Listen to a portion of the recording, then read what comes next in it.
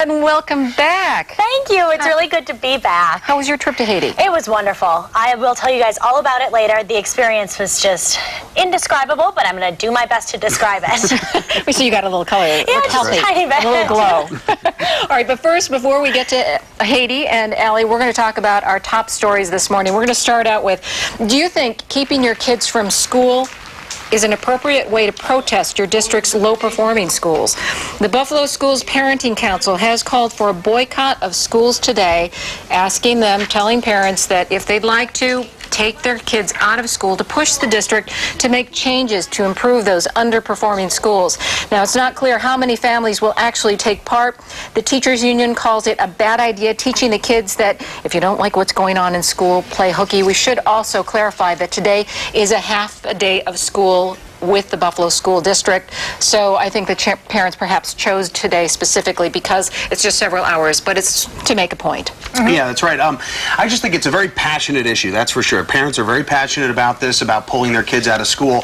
But the criticism comes where it's school and you're complaining about the quality of education, yet you're depriving your kids from at least a half a day of it. Absolutely. So, yeah. And I do agree with that point of it, and that it seems counterintuitive to pull someone out when you want better education. But I do think that this is making a huge stand. We're talking about it right now, and it is good to learn that sometimes you have to make sacrifices in order to stand up in something you believe in. As a parent, I'm just not so sure that this was the right way to involve your children in this. Perhaps there are other ways, but it does make you think that things are so desperate that the parents want something, need something to send a message to the district. This is what it's come to. Yep. Yeah. We'll tell you how it goes, how the protest goes. All right, could tweeting too much be toxic for a celebrity's career?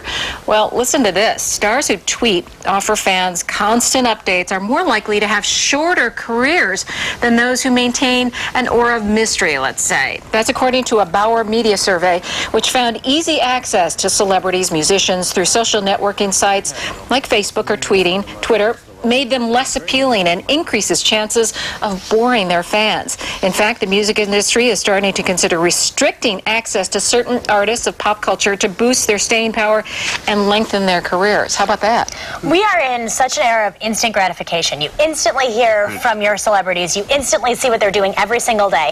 And I think celebrity in itself kind of lies in the balance between inaccessibility and presence. So I feel as if tweeting, yes, could damage the longevity of somebody's career in the public eye. Yeah, I don't necessarily think that tweeting is going to destroy anyone's career. I think if you're good at what you do, you're going to have a good career at it.